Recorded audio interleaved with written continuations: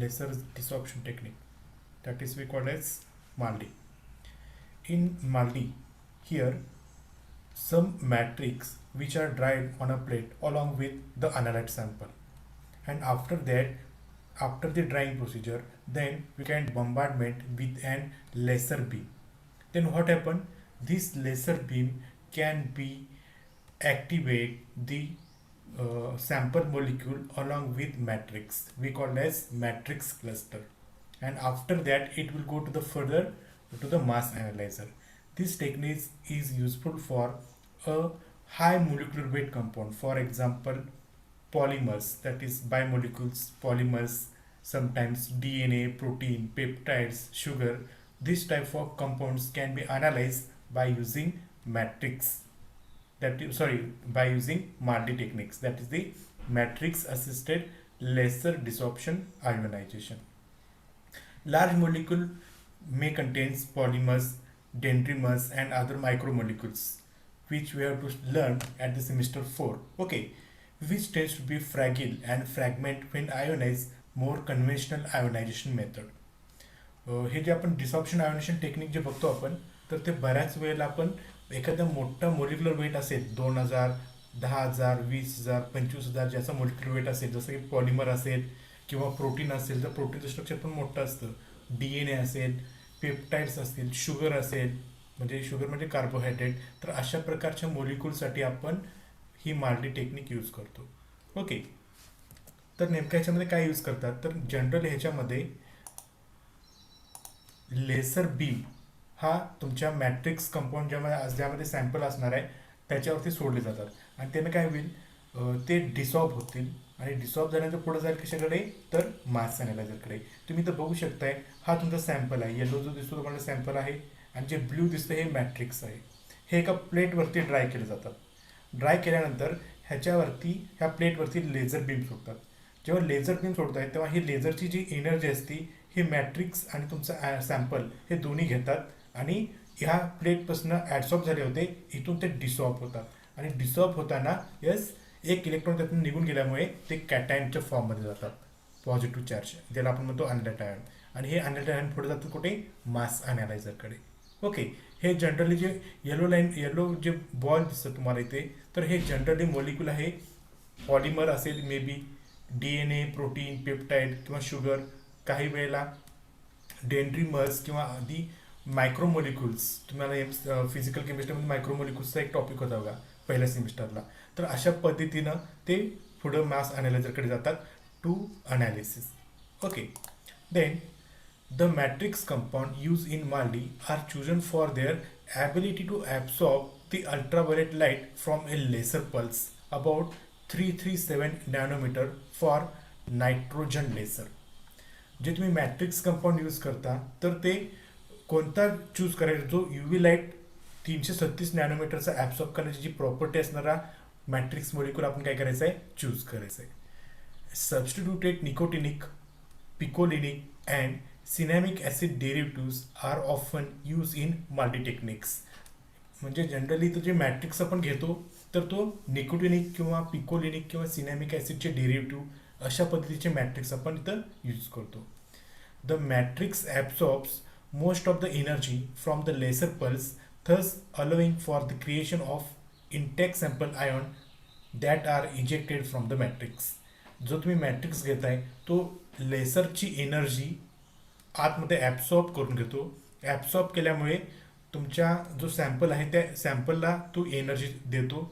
Sample त्यातनं eject होतात, त्या मॅट्रिक्समधलं सॅम्पल बाहेर पडतात आणि ते जातात कुठं, इलेक्ट्रॉन काढून घेतल्यामुळे मॉलिक्युलर आयनमध्ये कन्व्हर्जन होतो, आणि हा मॉलिक्युलर आयन कुठे जातो, तर मास ॲनालायझरकडे जातो. Okay, then fourth one is the electron spray ionization, we called as ESI. बघा, इलेक्ट्रॉन स्प्रे आयोनायझेशन. आता स्प्रे म्हणजे काय, इथं काहीतरी स्प्रे होणार आहे इलेक्ट्रॉनचा, कसं होणार आहे हे आपण इथं बघत जाऊया. Okay, more useful technique for studying high molecular weight biomolecules and other labile or non-volatile compound is electrospray ionization. It is also called atmospheric pressure ionization. म्हणजे इथं ज्या कंपाऊंडचं मोलिक्युलर वेट जास्त असेल, जो लबाईल असेल, नॉन व्हॉलाटाईल कंपाऊंड असेल, ह्यासाठी आपण डिसॉप्शन आयोनायझेशन टेक्निकपेक्षा नवीन इलेक्ट्रॉन स्प्रे आयोनायझेशन मेथड आपण यूज करू शकतो. ह्या मेथडला आणखी एक नाव आहे atmospheric pressure ionization, in short API. आता इथं काय होतं बघा नेमकं, तर इथून आपण सॅम्पल आतमध्ये ठेवतो. ओके, जेव्हा इथून आपण सॅम्पल आतमध्ये सोडतो तेव्हा हे एक इंजेक्शन असतं. ह्या इंजेक्शन म्हणजे ह्या निडलमधनं तुमचा जो सॅम्पल आहे सुटेबल सॉल्व्हंटमध्ये डिझॉल्व्ह केले जातात आणि प्रेशर खाली ॲटमॉस्फेरिक प्रेशर ह्यामध्ये ते स्प्रे काय करतात स्प्रे केलं जातात. स्प्रे केल्यानंतर काय होईल, ते मोलिक्युल्स त्या निडलमधनं बाहेर पडतील. त्याच वेळेला इथून एक नेब्युलायझर गॅस नायट्रोजन म्हणून सोडला जातो. हे नेब्युलायझर गॅस काय करतात, हे जे तुमचं यामध्ये जे सॉल्व्हंट होतं ते सॉल्व्हंट काढायचं काम करतात. सिमिलरली फ्यूज सिलिका कॅपिलरी इथे एक व्होल्टेज मेंटेन केलं जातं 1.5 किलो वोल्ट आणि हे जेव्हा इथून बाहेर पडतात तेव्हा नायट्रोजन गॅस जो आहे तर तो नायट्रोजन गॅस सॉल्व्हंटला इव्हॅपरेट करतो. मग सॉल्व्हंटला इव्हॅपरेट केल्यामुळे ते जे काही मॉलिक्यूल आहे तुमचे ते अगदी जवळजवळ यायला लागतील. जवळजवळ यायला लागल्यामुळे काय होईल, त्यांच्यात किती पॉसिबिलिटी आहे त्या पॉसिबल स्टेटला ते जवळ येतील. जेव्हा त्याची कपॅसिटी संपेल, ज्याला आपण म्हणतो रेलाईन, तेव्हा ते एक स्फोट घडेल त्याच्यामधनं आणि ते स्फोट घडल्यानंतर फाईन बारीक बारीक पॉझिटिव्ह चार्जमध्ये कन्वर्ट होतील. फाईन पॉझिटिव्ह चार्जमध्ये काय होतील, कन्वर्ट होतील. आणि हे जाईल कुठे, तर हे जाईल तुमच्या मास ॲनालायझरकडे.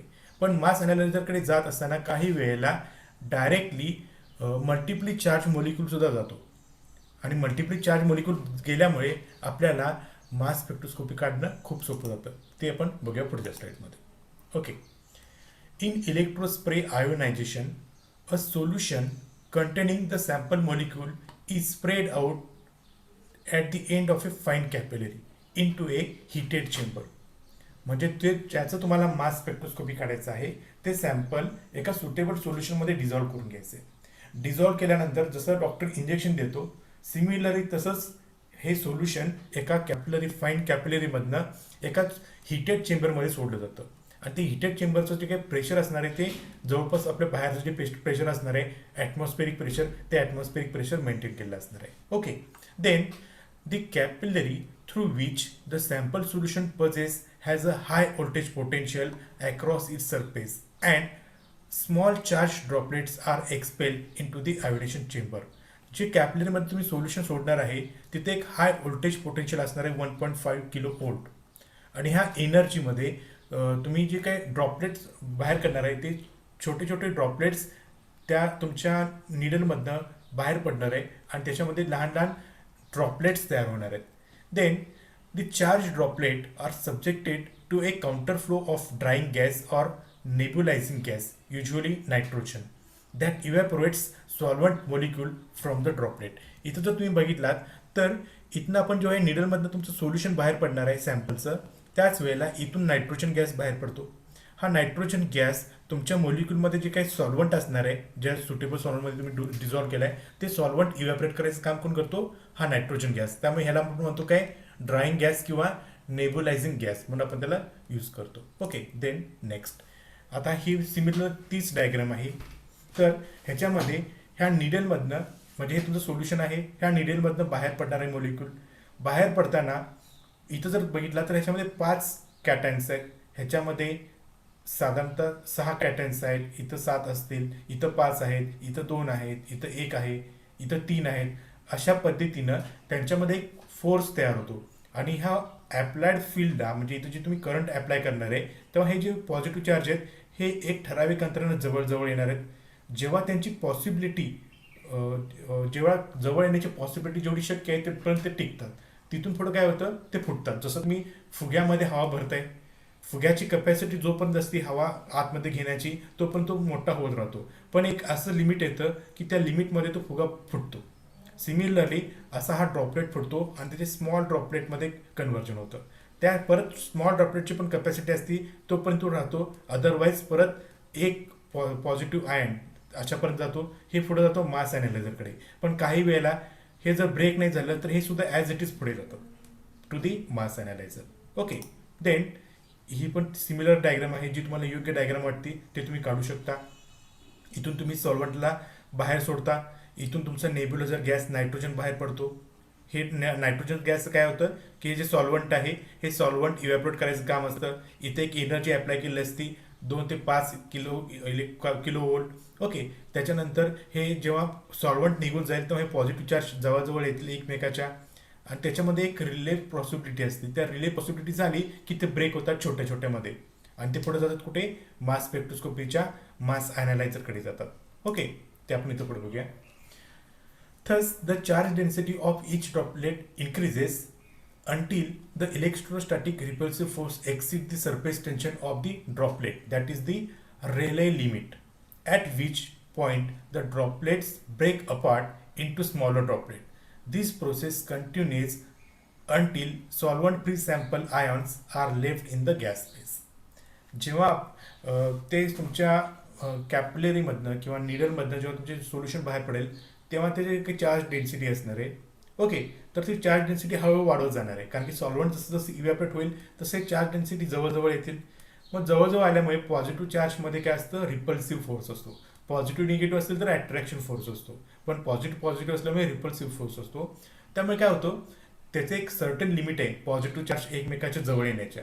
ते लिमिट क्रॉस झालं त्याला आपण म्हणतो रेले लिमिट. ते क्रॉस झालं की ते ड्रॉपलेट ब्रेक होतात छोट्या छोट्या भागामध्ये, आणि ही प्रोसेस जोपर्यंत सॉल्व्हंट आहे तोपर्यंत कंटिन्युअस सुरू राहते इन द गॅस फेज.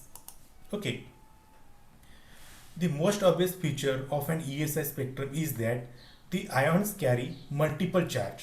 सगळ्यात महत्त्वाचा रोल काय आहे इलेक्ट्रॉन स्प्रे आयोनायझेशनचा, तर ह्याच्यामध्ये 2 positive charge, 3 positive charge, 5 positive charge, 15 positive charge हे इतकं एकत्र येतात, आणि हेच आपल्याला महत्त्वाची इन्फॉर्मेशन देणार आहे ज्याचा मोलिक्युलर वेट जास्त असेल त्या कंपाऊंडसाठी. ते कसं मी तुमच्या पुढच्या एक्झाम्पलमध्ये मी सांगणार आहे. Okay, which reduces their mass to charge ratio compare to a singly charged spaces.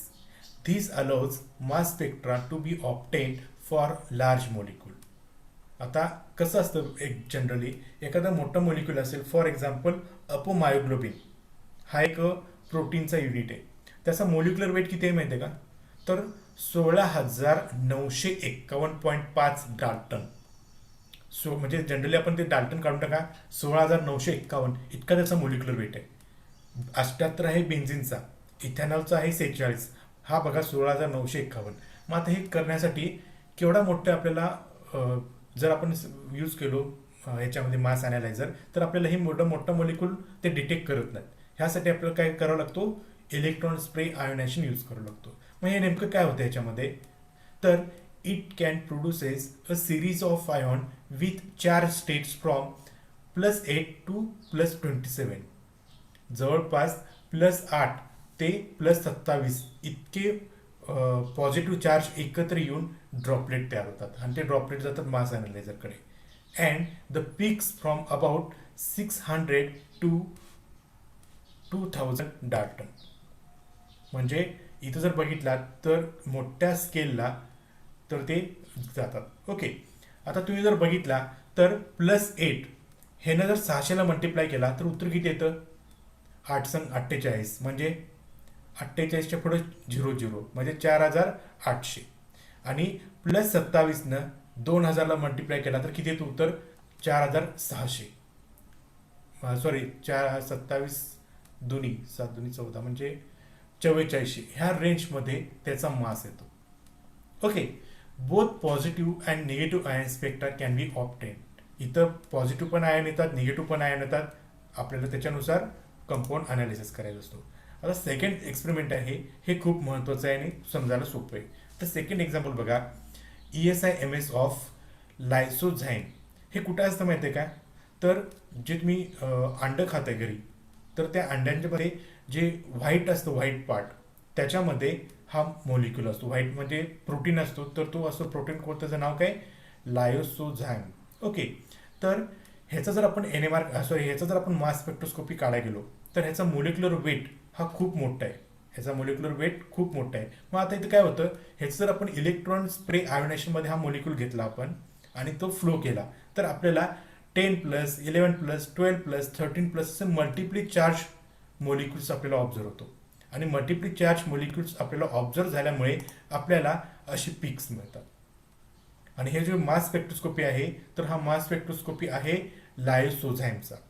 मग जनरली इथं बघितला तर इथं मोलिक्युलर वेट आहे 1432, पण जनरली लायोसोझाईमचा मोलिक्युलर वेट किती येतो? 14,320 atomic mass unit. 14,320 atomic mass unit इतकं येतं. ओके, मग हे कसं आपण डिटेक्ट करतो? तर इथं आपण बघू शकतो आपण 1432ला 10+ म्हणजे 10 कॅटायन्स तयार झाले होते. मग 1432 मल्टिप्लाइड बाय 10 करा, उत्तर किती येतं? 14,320 AMU. ओके, त्याच्यानंतर सेकंड पीक जो आहे 1193, इथं 1193 आणि त्याच्यामध्ये कॅटन्स किती आहेत? 12. त्यामुळे 12 मल्टिप्लाइड बाय 1193 याचं उत्तर किती येतं? 14,316. त्याच्यानंतर पुढचा जर पीक आपण बघितला तर अशाच पद्धतीनं इथं जर बघितलं 15 इथं दिसतात कॅटायन, तर 15 मल्टिप्लाइड बाय 955 हे जर उत्तर सॉल्व्ह केला तर उत्तर येतं किती? 14,325. म्हणजे ह्याचा जर तुम्ही ॲव्हरेज काढला जवळपास तर आपल्याला जनरली 14,320 AMUला हे त्याचं आहे लायोसोझाईमचं मोलिक्युलर वेट. लायोसोझाईमचं म्हणजे अंड्यामध्ये जो पांढरा बलक असतो त्या बलकमध्ये जे काही प्रोटीन असतं त्याचं नाव आहे लायोसोझाईम. आणि त्या लायोसोझाईम एक केमिकल आहे हे तुम्हाला माहिती आहे म्हणून हे उदाहरण घेतलेलं आहे. तर त्याचं मोलिक्युलर वेट 14,320 AMU आहे. बघा किती पटीनं मोठा येतो. तर हे डिटेक्ट करण्यासाठी आपल्याला इलेक्ट्रोस्प्रे आयोनायझेशन घ्यावा लागतो. अदरवाईज EI घ्या किंवा CI घ्या तर इथं आपल्याला ते मोलिक्युल्सचा मोलिक्युलर वेट फाइंड आउट करता येत नाही. Okay, then electron spray ionization mass spectrometry is not limited to the study of a large biomolecules. However, many small molecules with molecular weight in the range 100 to 1500 range can be studied by using ESIMS. Generally ESIMS खूप महत्त्वाचं आहे. ज्याचा molecular weight 100 पर्यंत आहे तो पण analysis करता येतो, आणि जे मोलिक्युलर वेट 1000च्या पटीमध्ये आहे 20,000 30,000 ते सुद्धा आपण याच्यातनं इझिली अनालिसिस करू शकतो. This is the advantages of ESIMS. ESIMS म्हणजे काय? हीच नावं वापरतात प्रत्येक वेळेला. Electrospray ionization mass spectrometry असं यूज नाही करत. काही वेळेला EIMS म्हणजे इलेक्ट्रॉन इम्पॅक्ट आयोनायझेशन, काही वेळेला CIMS म्हणजे केमिकल आयोनायझेशन मास स्पेक्ट्रोमेट्री अशा पद्धतीने यूज करतात. आता इथं अजून एक एक्झाम्पल मी घेतलेलं आहे, ह्याचं नाव आहे लॅक्टोज. ह्याच्यामध्ये कार्बन आहेत 12, हायड्रोजन आहे 22, ऑक्सिजन आहे 11. ह्याचा मोलिक्युलर वेट किती येतो? 342 येतो. ह्याचा मोलिक्युलर वेट किती येतो? 342. हा मोलिक्युलर वेट 342 मध्ये खूप मोठा आहे. ओके, आणि ह्या कंपाऊंडचा आपण जर इलेक्ट्रॉन इम्पॅक्ट केलो, इथं EI दिसतो तुम्हाला, हे प्रत्येक ठिकाणी मास काढताना इथं लिहिलेलं असतंच EI म्हणजे इलेक्ट्रॉन इम्पॅक्ट. तर मला 342ला इथं कोणताही पीक दिसत नाही आहे का? बघा 342 म्हणजे इथं जो कर्सर आहे माझा इथं पीक आला पाहिजे, सॉरी 40 इथं पीक आला पाहिजे 342ला. येतो का? नाही येत. ओके, तेच जर तुम्ही इथं जर बघितला ES म्हणजे इलेक्ट्रॉन स्प्रे आयोनेशन काढला तर आपल्याला 242ला मोलिक्युलर आयन पीक मिळतो. आणि त्याच्यामध्ये अल्कलाइन मेटल सोडियम त्यामध्ये आपण ॲड करतो, त्यामुळे आपल्याला सोडियम आणि मोलिक्युलर वेट ऑफ 342 प्लस 23 म्हणजे 365. तर मला इथं शार्प पीक ऑब्झर्व झालेला आहे, बेस पीक. बेस पीकची इंटेन्सिटी असते 100%. येते लक्षात? म्हणजे EI घेतलं किंवा केमिकल आयोनायझेशन घेतलं तर मला 342ला इथं पीक कुठेही मिळणार नाही. पण तेच जर मी ES घेतला तर मला 342ला पीक मिळतो. This is the importance of electrospray ionization. ज्याचा मोलिक्युलर वेट जास्त आहे तिथं आपण EI किंवा CI यूज करू शकत नाही. Okay, then next. आता आपण बघा काय काय केलं. मी इथे एक डायग्राम काढतो.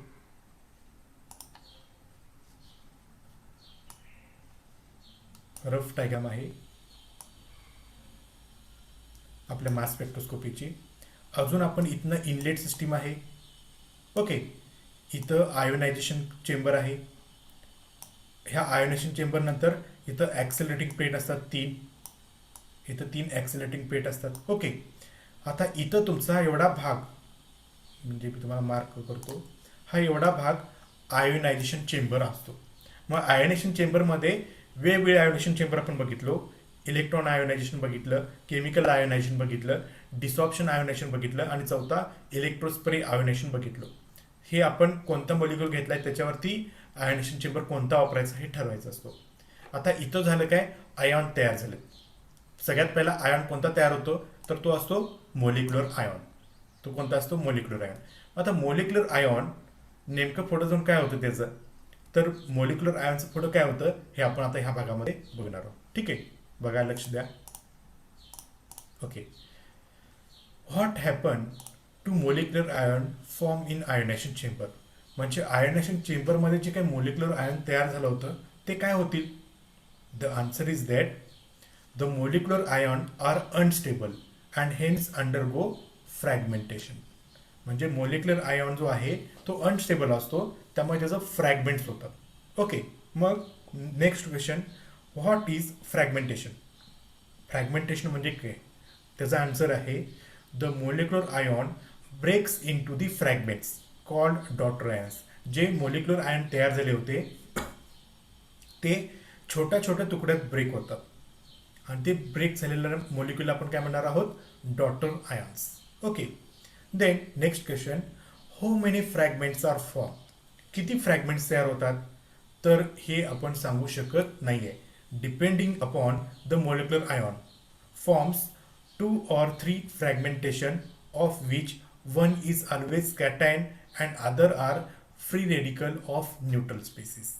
म्हणजे इथं तुम्ही बघू शकता, हा पिंक दिसतो, हा पिंक एक कॅटायन आहे, रेडिकल कॅटायन आहे. हा अनस्टेबल असतो. हा अनस्टेबल असल्यामुळे तो फ्रॅगमेंट होतो ग्रीनमध्ये.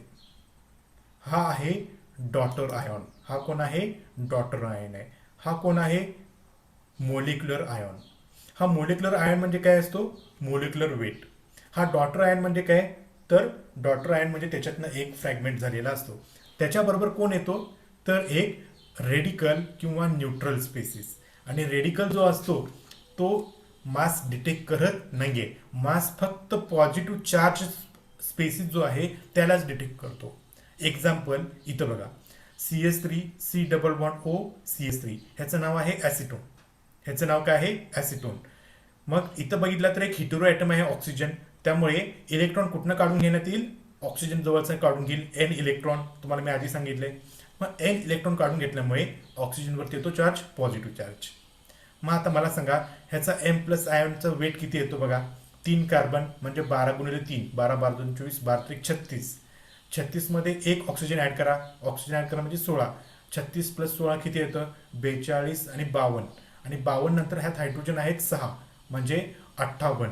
ॲसिटोनचा मोलिक्युलर आयॉन पीक कितीला येतो, 58ला येतो. हा मोलिक्युलर आयॉन पीक अनस्टेबल असतो, तो ब्रेक होतो डॉटरमध्ये.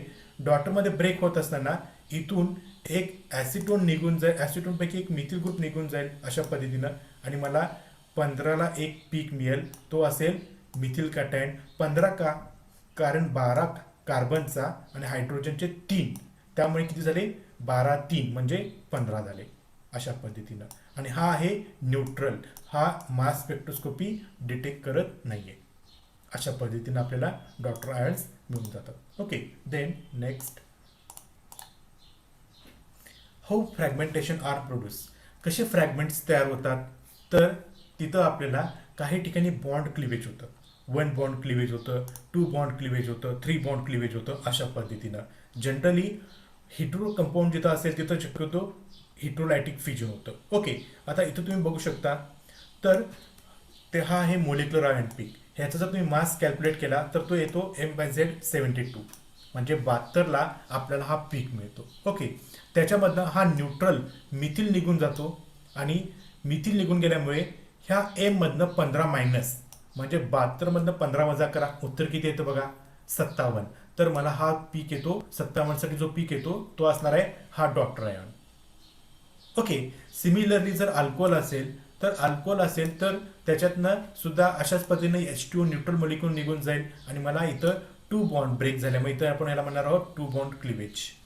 आणि तिसरा आहे सगळ्यात इम्पॉर्टंट, आपण पुढे बघणारच आहोत, मॅक लॅफर्टी.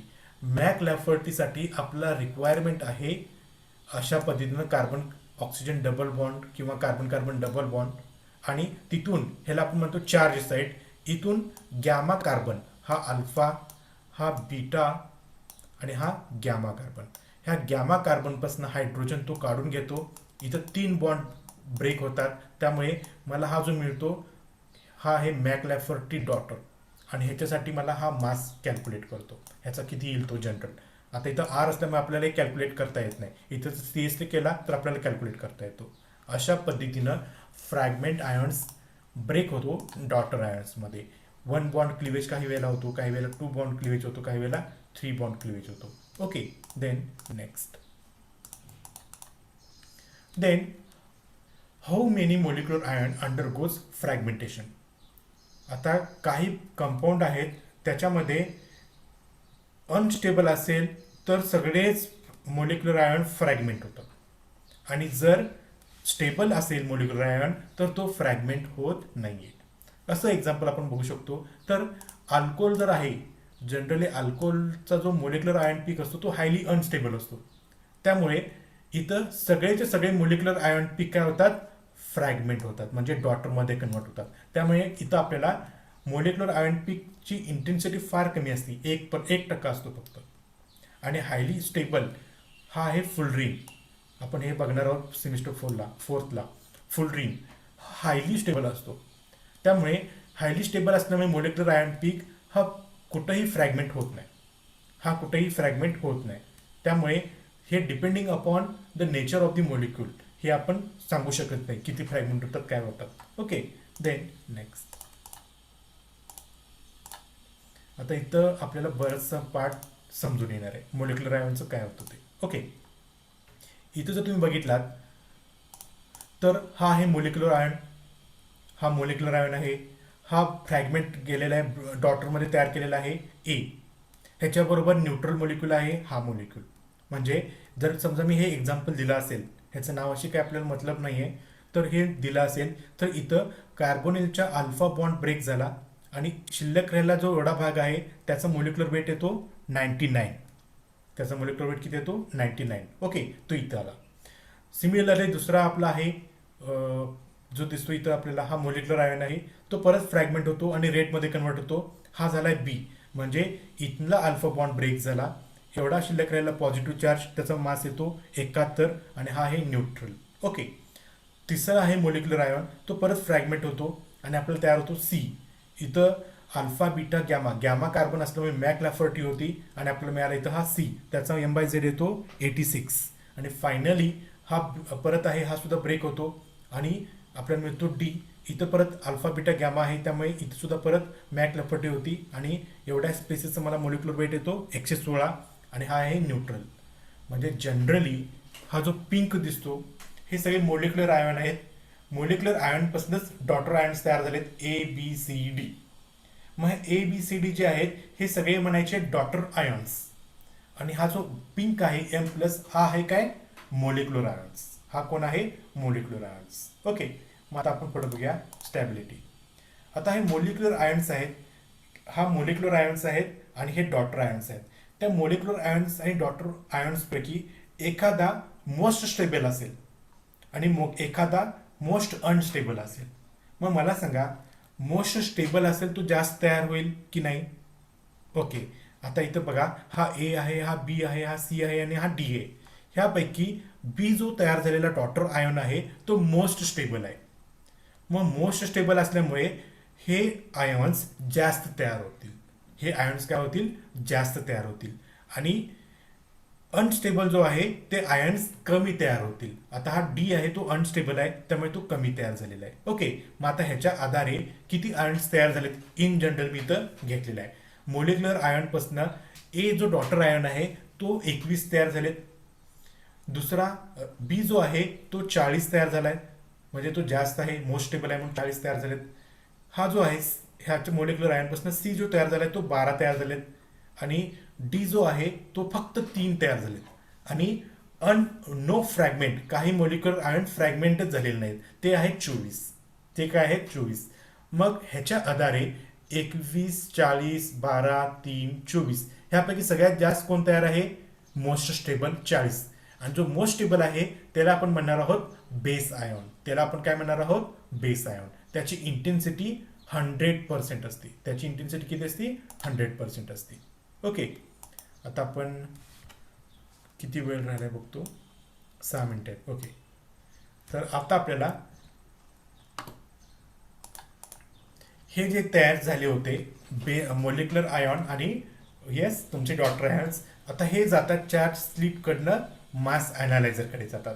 आणि आता मास ॲनालायझर म्हणजे काय? तिथं आपल्याला सेपरेशन ऑफ आयॉन्स करायचे. म्हणजे ए जो आहे त्याला सेपरेट करा, बी जो आहे त्याला सेपरेट करा, सी जो आहे त्याला सेपरेट करा, डी जो आहे त्याला सेपरेट करा, आणि मोलिक्युलर आयॉन जो पिंक होता त्याला सेपरेट करा. कारण की ते एकत्र गेले तर काय होणार आहे? आपल्याला मास डिटेक्ट करता येणार नाहीये. त्याला आपल्याला काय करायचं आहे?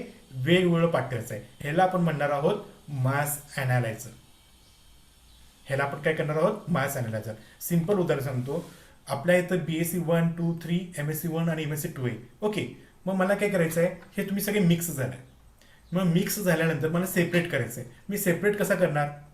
येस, तर तुम्हाला मी म्हणणार काय करणार की रिसेंट तुमचे जे रिझल्ट लागलेत ते रिझल्टचे झेरॉक्स दाखवा. मग तुम्हाला मी त्यातनं काय करणार? सेपरेट करणार. म्हणजे मी कोण आहे? मास ॲनालायझर आहे. आणि तुम्ही कोण आहेत? मोलिक्युलर आयॉन आणि डॉटर आयॉन आहे. ह्याला आपण काय करणार आहोत? सॉर्टिंग करणार आहोत. सॉर्टिंग ह्याला आपण म्हणणार आहोत. सॉर्टिंग करण्याच्या प्रोसिजरला आपण म्हणणार आहोत मास ॲनालायझर. सॉर्टिंग करण्याच्या प्रोसिजरला आपण काय म्हणणार आहोत? मास ॲनालायझर. आता 5 मिनिटं आहेत. एक छोटासा व्हिडिओ आहे, तो व्हिडिओ दाखवतो. म्हणजे तुम्हाला मास ॲनालायझर कसं होतं ते आपण उद्याच्या लेक्चरला आपण बघणार आहोत. Okay, then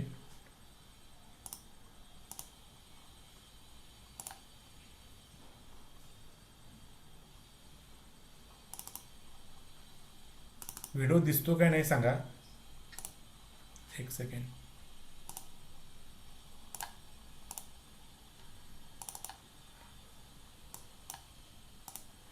okay,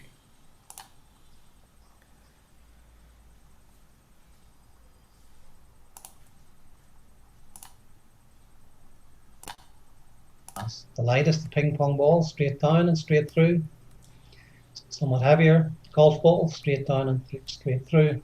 And the heaviest, the snooker ball, straight down and straight through. A hairdryer. आता इथं बघा नेमकं काय आहे. इथं 3 वेगवेगळ्या प्रकारचे बॉल आहेत. हा जो वरचा पहिला बॉल आहे तो अगदी हलका आहे, प्लास्टिकचा. दुसरा जो आहे तो गोल्फचा बॉल, गोल्फ खेळतो माहिती आहे ना आपण, त्याचा बॉल आहे. आणि तिसरा जो आहे तो आपण स्नूकर खेळतो, तो अगदी हेवी असतो, तर तो स्नूकरचा बॉल आहे. इथं कोणतंही आपण म्हणजे ब्लोअर ॲप्लाय केलेलं नाही, म्हणजे हवा सोडलेली नाही आहे, तर ते जिथनं सोडतात तिथनंच बाहेर पडतील.